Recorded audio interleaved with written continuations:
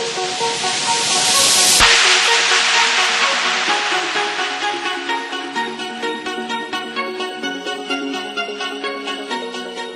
aí pessoal, estamos iniciando nossa terceira videoaula do canal Open Study. E antes de iniciar, é importante destacar que a melhor forma de aprender programação em C# ou em qualquer outro tipo de linguagem é a que envolve menos funcionalidade para o programador. Vimos na aula anterior que existem 3 templates presentes no Visual Studio, que é o Windows Form Application, Console Application e o WPF. Esses 3 templates não é que só existem esses 3 templates, mas é os 3 templates mais utilizáveis.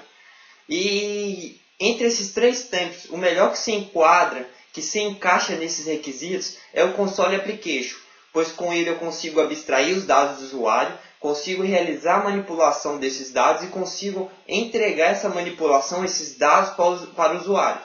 Então, sem mais delongas, vamos iniciar nossa videoaula criando um projeto do tipo Console Application no nosso Visual Studio. Vamos lá. Então, vamos esperar nosso Visual Studio abrir. E ao abrir, vamos em File, New, Projeto. Ele vai apresentar os modelos, vamos em Template, Visual C#, Windows, Console Application. Vamos dar um nome para o nosso projeto. Eu vou colocar Open Study. Exemplo. Vocês podem colocar qualquer tipo de nome. Vou clicar em OK após ter dado o nome. E ele vai criar meu projeto. E vai carregar esse meu projeto. No caso, ele me apresenta um editor de texto e o meu gerenciador de soluções. No gerenciador de soluções eu tenho um módulo. Meu módulo Program, ele tem um formato .cs, que normalmente minhas classes são representadas por esse .cs, são arquivos .cs. E nada mais é que significa C#. E o meu Program, como eu disse, esse meu módulo Program, ele intitula minha classe Program, meu módulo Program. Se eu criar um outro tipo de módulo aqui, para me criar, eu venho com o botão direito em cima do meu projeto, adicionar, novo Inter, e eu criar essa classe aqui, ó, o Visual C# Linux classe, e eu der o nome aqui, eu vou deixar esse nome mesmo. Ele vai me criar um outro módulo, e o nome desse meu módulo é classe 1. E ele implementa a minha classe com o nome do meu módulo. Para me remover esse mesmo módulo, eu clico com o botão direito e vou em Delete. Ele me pergunta se eu quero deletar e eu confirmo que eu quero deletar. Voltando ao meu programa, é só eu acender ele 2 vezes, caso ele esteja fechado, eu clico com o botão 2 vezes, ele abre para mim. Voltando ao meu código, ele me apresenta um código, uma estrutura básica do meu programa C#, no qual eu posso identificar 3 elementos primários: o meu namespace, a minha classe e o meu método main. O meu namespace é o meu espaço de números, meu espaço de nomes. Nele eu contenho grupos de código, que são os membros, que podem ser chamados no meu programa a qualquer momento. A minha diretiva use, ela está aqui utilizando o namespace system. Porém, quando eu utilizo o using, eu estou dizendo que eu vou poder utilizar meu namespace system em qualquer parte do meu código sem precisar referenciar ele toda hora que eu for utilizar. A minha classe, ela é sempre precedida da palavra-chave class. E é declarada, como eu disse, através da palavra class. E ela nada mais é do que uma combinação de dados e blocos de código. Os meus blocos são abertos e fechados pelas minhas chavetas, e no qual elas encapsulam tarefas que os programadores podem executar, que são os meus métodos, essas minhas tarefas. No caso, a gente tem um método main, e esse meu método main é o principal. O meu método main, ele representa o ponto de partida de execução do meu programa. Por quê? Porque ele vai ser o meu primeiro método a ser chamado. Ele vai ser o meu primeiro a ser invocado. Então ele é o meu ponto de partida. O meu método main, ele é precedido de 2 palavras-chave, que é o meu static, que é um modificador, e o meu void, que é uma palavra-chave. O meu static, ele diz que só vai funcionar esse meu método na classe que o implementa. No caso, minha classe program. Então, o meu método main só vai funcionar aqui. E o meu void, ele informa para mim que esse meu método não vai retornar nenhum valor. Ele não vai devolver nenhum tipo de dados, tipo de valor. Não vai ter nenhum return. E podemos também notar aqui uma outra característica, uma indentação.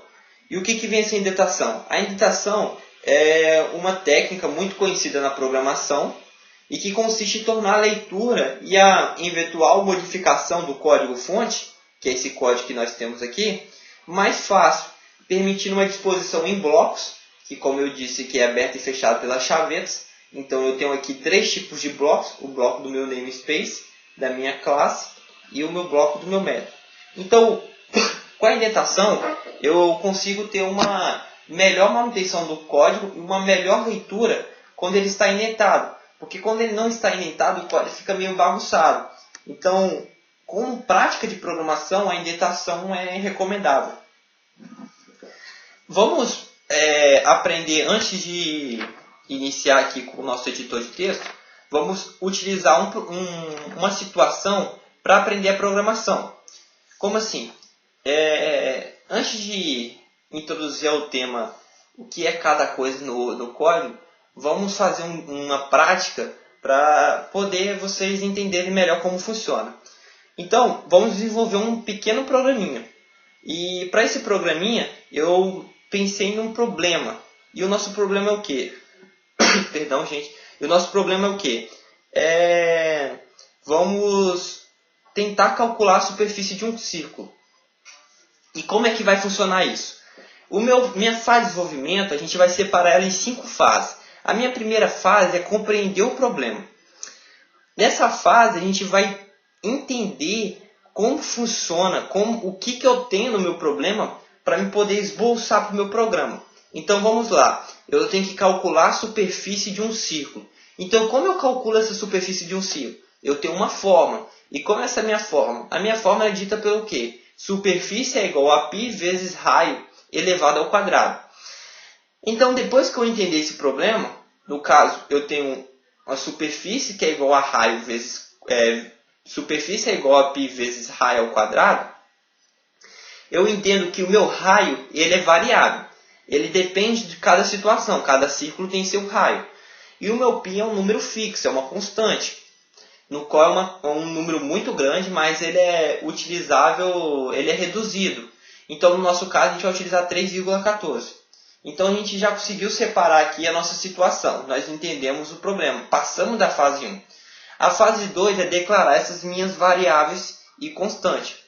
Mas antes de declarar, vamos aqui no meu método main e vamos dentro do bloco dele, vamos clicar aqui e vamos dar um Enter.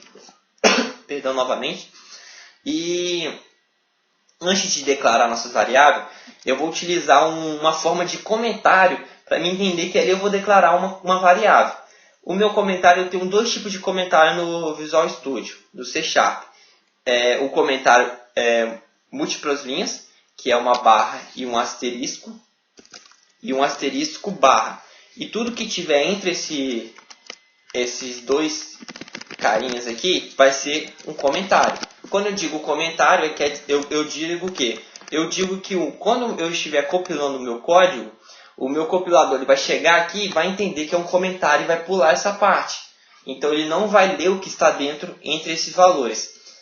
Entre essa barra, asterisco e esse asterisco barra. E o meu outro tipo de comentário é o barra barra. É um comentário de uma linha só. Então tudo que eu comentar nessa linha vai ser um comentário. Caso eu comente aqui, não vai ser comentário. Caso eu comente à sua esquerda, não vai ser um comentário. Tudo que estiver à sua direita vai ser comentário. No nosso caso aqui, vamos utilizar de uma linha só. E eu vou especificar que eu estou declarando uma variável.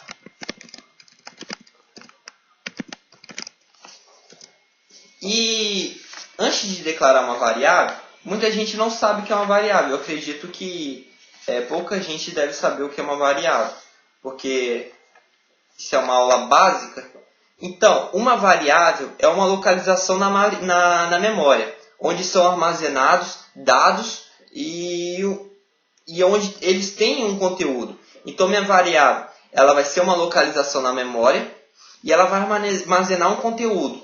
Então, qual é o escopo, qual é a sintaxe da minha variável? Ela tem um tipo. E o que vem esse meu tipo? O tipo, ele é qual é a informação que essa minha variável vai armazenar. Qual o tipo de informação que ela vai armazenar?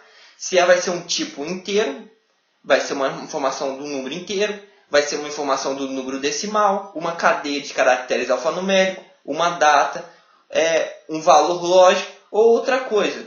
Então, o seu tipo vai ser o que ele vai armazenar. No nosso caso, nós vimos que nosso problema precisa de duas variáveis, que é o quê? A superfície, que vai receber o meu resultado, e a variável do raio, que vai ser o raio que eu vou receber de algum lugar. Então, vai ser dois tipos. No caso, o meu raio e minha superfície podem receber números quebrados. Então, meu tipo dobro vai representar meu decimal nesse caso. A minha variável, sua sintaxe é o seu tipo, que no caso nosso é dobro, um nome, que vai ser um identificador da minha variável, no caso, o meu primeiro nome aqui vai ser o meu raio, e um valor. Para mim, o conteúdo dela e o conteúdo dela, eu vou inicializá-lo como 0. Caso eu não inicialize esse valor e não utilize nenhuma inicialização nessa minha variável, ela pode pegar um lixo de memória. Então é importante de salientar que é importante essa definição desse valor logo no início. O meu editor de texto, ele informa que essa minha variável, sublinhando ela de verde, que essa minha variável ela não foi utilizada em nenhum lugar, em nenhum cálculo, em nada. Então ele fica verdinho assim. Isso aqui não é um erro, mas ele está avisando para você que ela é desnecessária, pois você não está usando. Caso fosse um erro, ele ia sublinhar de vermelho e ia te dar uma possível solução. Como vimos, são dois tipos de variáveis, uma raio e uma superfície. Então eu vou declarar um aqui, superfície, e vou finalizá-lo com um ponto e vírgula. A segunda tipo que é também parecida com uma variável, é a minha constante, como nós vimos que o nosso π é. Então eu vou fazer um comentário declarando uma constante. E como é a declaração da minha constante? A minha constante, ela é parecida, ela apresenta a mesma característica de uma variável. Contudo, são definidas através da palavra-chave const, antes do seu tipo. No caso, se eu fosse definir uma constante, antes do tipo dela, eu teria que escrever o const, que é seu identificador, sua palavra-chave. E depois eu definiria seu tipo. O meu dobro também o meu π vai ser do tipo dobro. O seu identificador vai ser π mesmo. E o seu valor eu vou iniciar como 3.14. No caso, não utilizamos as vírgulas aqui, utilizamos o ponto. Então aqui eu declarei minha constante. A minha constante, ela não vai poder ser modificada ou alterada durante a execução de um programa, após eu ter definido ela aqui. Por quê? Porque ela é uma constante, então o seu valor não se muda. Então terminamos a terceira fase, quer dizer, a segunda fase. Que a primeira fase foi o quê? A gente entendeu o problema, nós compreendemos o problema. A segunda fase foi declarar as variáveis inconstantes. Então declaramos. E a terceira fase é o que? Obter esses valores. Então, a obtenção dos valores. E como eu consigo a obtenção dos valores? A obtenção dos valores, no caso, eu disse que o meu raio ele pode ser variável. Ele pode depender de cada círculo. Então, eu vou receber esse valor do raio do meu usuário. Então, para me receber esse valor desse raio, na aplicação console, a recolha desse dado é conseguida empregando o read ou readline. O meu read permite efetuar a leitura de uma linha de comando. No caso, vamos utilizar o read aqui, no qual eu escolho a expressão, que é o que ele vai receber. A minha expressão é o raio, que é a minha variável raio. Vou igualar ela vai receber o valor do meu usuário. Então, eu utilizo o console, que representa a linha de comando, e eu vou utilizar a expressão. Entre meu console e minha expressão, eu separo ele com ponto final. Perdão, gente. Então, separando ele com ponto final, ele vai me apresentar um monte de informação. Um monte de tipos que eu posso utilizar aqui. Ó. No caso, eu vou utilizar o meu read, que vimos que ele que recebe. Então, eu estou dizendo o quê? Que eu vou receber do meu usuário a entrada do meu usuário. Porém, por ser um console, essa entrada desse meu usuário, ele é uma entrada alfanumérica. Mesmo ele colocando 2. O meu console ele recebe aquilo como alfanumérico. Então eu preciso fazer uma transformação explícita desse valor. Então isso é facilmente conseguido através do método em programação C# chamado Parser. Então eu vou utilizar o meu método Parser para conseguir isso. E o meu read eu vou modificar ele para linha, porque como é um caractere, ele vai fazer uma conversão lá e ele necessita de ser múltipla linha, essa é a minha leitura. Então o meu raio, ele vai receber o quê? Essa conversão explícita da minha entrada do meu usuário. Então eu consegui obter esses dados do meu usuário. A segunda parte, a terceira fase do nosso programa, foi fazer o quê? Essa obtenção. E a quarta é fazer o quê? É trabalhar, fazer a manipulação desses dados. E como eu faço a manutenção desses dados? É obter esse resultado. Deixa eu escrever aqui no meu comentário. Obter o resultado. E para me obter esse resultado, nós declaramos uma outra variável chamada surface, que é o quê? Eu consegui o raio, eu tenho o pi e eu tenho a variável superfície. Então é só fazer o quê? É só para mim escrever a forma. Então minha superfície vai receber o meu π, que nós declaramos como uma constante, vezes o quê? O meu raio ao quadrado. E como eu faço uma exponenciação? Eu tenho um método no C# que faz essa exponenciação para mim. Que no caso eu vou declarar o meu namespace Mac. Se vocês colocar em cima dele, vocês vão ver aqui, ó, classe system.match, que é o meu namespace, ponto, o tipo de método que eu vou utilizar, no caso, é o meu poll, e eu vou passar entre parênteses os meus parâmetros. Se eu deixar aqui dentro do meu, botar o mouse em cima, ele vai mostrar o argumento.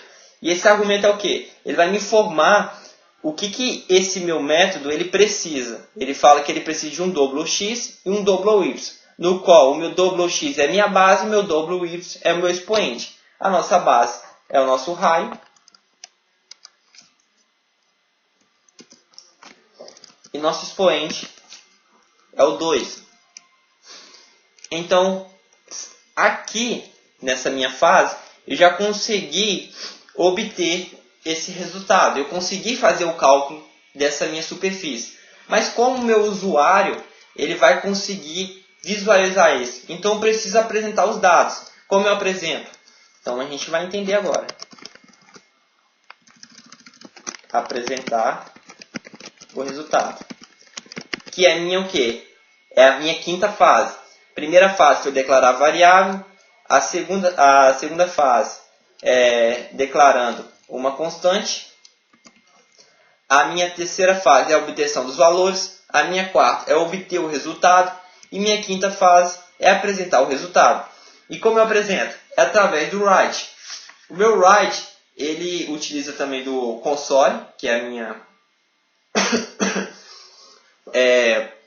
ele utiliza do meu console, que é a minha linha de comando. E o meu write, eu tenho o write e o write line, para passar as informações. O meu write, ele emite a mensagem ao utilizador, mantendo o cursor na mesma linha, enquanto o meu write line, ele pula uma linha. No nosso caso aqui, eu vou utilizar do console.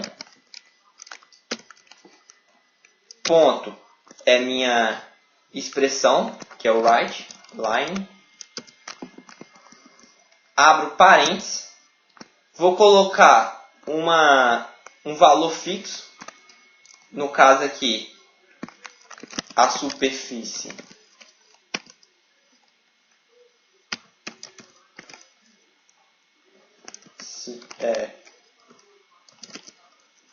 e vou fazer uma concatenação da minha variável, que no caso é o surface. Então, a superfície é... O que está acontecendo aqui? Eu tenho o meu valor fixo, que é a minha superfície aqui, a superfície é. Esse valor é imutável, mas minha variável, como eu disse, é uma variável, então ela muda. Então eu necessito dessa minha concatenação para fazer a apresentação desse valor para o usuário. Só que se eu executar aqui, ele automaticamente vai fechar para nós e também para o usuário. Por quê? Porque ele vai executar a sequência aqui e já vai sair do meu bloco. Então, para parar o meu console, para mim conseguir visualizar, eu vou esperar um enter do usuário. Então, eu vou fazer um read. Então, eu vou esperar uma leitura do meu usuário. Então, vamos executar aqui só para ver como ficou. Ele vai fazer todo o build do programa e depois vai executar para mim. Ele fica esperando o valor. No caso, se eu colocar aqui 12, deixa eu colocar 4. Ele vai fazer o quê? O meu pi, 3.14, vezes o meu raio, 4, elevado ao quadrado. Se eu der um enter, ele deu 50. Ele deu 50,24. E ele fica esperando um enter. Por quê? Porque eu botei o meu read. Então, se eu dar um enter, ele sai. Vamos só ver se ele fez o cálculo certo. Eu falei que vai ser 3,14 vezes, se eu me engano, acho que eu botei 4, né? Elevado a 2. 50,24. Então, o meu programa ele está fazendo certo. Então, como vimos aqui, já fizemos um programa de cálculo de área de superfície do círculo. Bem simples, bem fácil. Dividimos ele em 5 etapas. Aprendemos o que é uma variável. Vimos como declarar uma variável. Vimos como declarar uma constante. Vimos como manipular os dados e apresentar para o usuário, recebendo do usuário o valor, realizando o cálculo e emitindo de novo esse valor manipulado para o usuário, esse dado. Vimos o que é um método e qual é o método principal a ser chamado. Vimos o que é uma classe e o que é uma namespace. Entendemos que os módulos aqui que são implementados, eles podem ser acendidos com duplo clique, podem ser adicionados e removidos, e o seu nome é atribuído a uma classe. Também vimos que o meu namespace recebeu o nome do meu projeto. Por quê? Porque o meu projeto é considerado um espaço de nome. Então, por isso que o meu namespace recebeu o nome do meu projeto foi declarado como namespace. Mas antes de terminar a aula, eu queria falar uma coisa que é de extrema importância. Que existe um padrão, uma regra de conversões e de nomenclaturas. Que é o quê? Não é eu sair declarando métodos, classes e nomes de variável. Existe uma regra a se seguir. Como assim? O primeiro caractere deve ser uma letra. De A a Z. Não se deve recorrer a qualquer tipo de acentuação gráfica. Não pode existir espaço entre esses minhas escritas. Eu não posso ter aqui um espaço. Tem que ser tudo junto. Não pode existir caracteres especiais. Como que? Um ponto, como uma vírgula entre meu nome, como um ponto e vírgula, como essa minha letra aqui, como um head tag. Enfim, não pode haver nada disso. Os meus nomes são únicos no modo em que são definidos. No caso, eu tenho o meu prólogo aqui. No meu prólogo, eu tenho essa minha variável radius. Eu não posso declarar um outro tipo com o mesmo nome, porque eles têm que ser únicos. Isso é um padrão. Agora, em um outro modo, eu posso declarar com o mesmo nome. Aí não tem problema. As regras aqui que eu fui dita são aplicadas sem exceção a todos os modos. Nós, como aqui estamos no módulo prólogo, ele também é aplicado aos outros modos. ele é aplicado às outras classes, aos outros métodos, enfim, estão aplicados a tudo. Como a gente pode ver aqui, a minha classe Program, ela iniciou como maiúscula, a primeira letra. Se eu tivesse mais de uma palavra aqui, ela também iniciaria em maiúscula a primeira letra dessa minha segunda palavra. Então ficaria assim, mais ou menos. O meu método, a minha classe, ela segue também o mesmo padrão. O meu main iniciou maiúsculo. Então se eu tivesse uma segunda palavra, ele iniciaria maiúsculo. Então ficaria assim. Já a minha variável aqui, ela iniciou minúscula, mas se eu tivesse a minha segunda palavra aqui, a minha segunda palavra, sua primeira letra, iniciaria maiúsculo. E minha constante, ela, se tivesse uma segunda palavra, ela continuaria minúscula. Então ela ficaria assim. Enfim, os nomes dos meus identificadores, das minhas classes, dos meus métodos, eles devem ser de forma legível. Ela deve dizer o que está aqui para falar. Igual, temos minha variável, ela é do tipo raio. Então, eu vendo a minha variável, eu sei o que ela significa. Então, ela deve ser de fácil leitura de identificação. Porém, ela não pode ser muito extensa. Mas também não pode ser complicada. Então, tem que utilizar a criatividade. E isso é aplicado para métodos e classes. Outra coisa, eu não posso sair comentando tudo. Como assim? Eu comentei aqui para vocês verem como é utilizado o comentário, para vocês já ficar de forma clara para vocês como faz para comentar. Mas eu não posso sair comentando tudo. Por quê? Porque isso é uma falha de programação. Isso é uma falha na regra. Por quê? O que é visível eu não devo recomendar. Como assim? Eu sei que aqui é uma declaração de variável. Então eu não devo comentar, porque está explícito essa declaração. Eu estou utilizando o identificador, estou declarando variável. Não preciso falar, estou declarando variável raio. O cara já está vendo, o programador. Nem aqui é a constante. Ele também está visível para ele. Nem aqui que eu estou obtendo dado. Ele está vendo que você está obtendo dado. Nem que você está fazendo um cálculo aqui para obter um resultado. Ele está vendo que você está fazendo um cálculo. E nem apresentando o resultado. Por quê? Só se deve comentar aquilo que a sua programação, a sua linha de código está confusa até para você. Como assim? Só aquilo que, quando o programador olhar, não esteja explícito para ele. Então, os comentários só devem ser usados quando aquilo que não está visível para você ou não vai estar visível para outro, aí sim você deve comentar. Porque aí você vai falar para ele o que você está fazendo ali. Mas caso esteja explícito, não se deve comentar. Isso é uma regra de programação. Eu posso sair comentando tudo? Pode sim, não é obrigado a fazer, mas como forma de programação deve se seguir. Enfim, foi isso que eu quis passar nessa videoaula. Desculpe a demora. A gente aprendeu aí as fases de desenvolvimento, também vimos as declarações, como declarar variáveis constantes, como trabalhar com esses dados, como criar um projeto console, enfim. Vimos algumas coisas básicas da aplicação.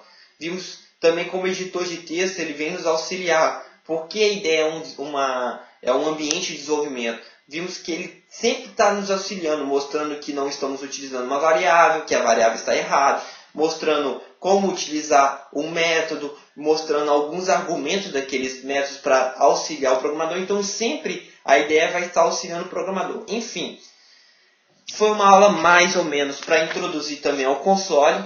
Eu vou deixar alguns exercícios no fórum para vocês fazerem. Já tem o exercício da aula 1, da aula 2, vai ter o exercício da aula 3. Muito obrigado pelos comentários, pelo feedback, pelas visualizações, pelas inscrições. Não esqueça de se inscrever no canal para ficar nos acompanhando, de curtir nossa página no Facebook, na nossa página do Google+. Enfim, muito obrigado, galera. Até a próxima.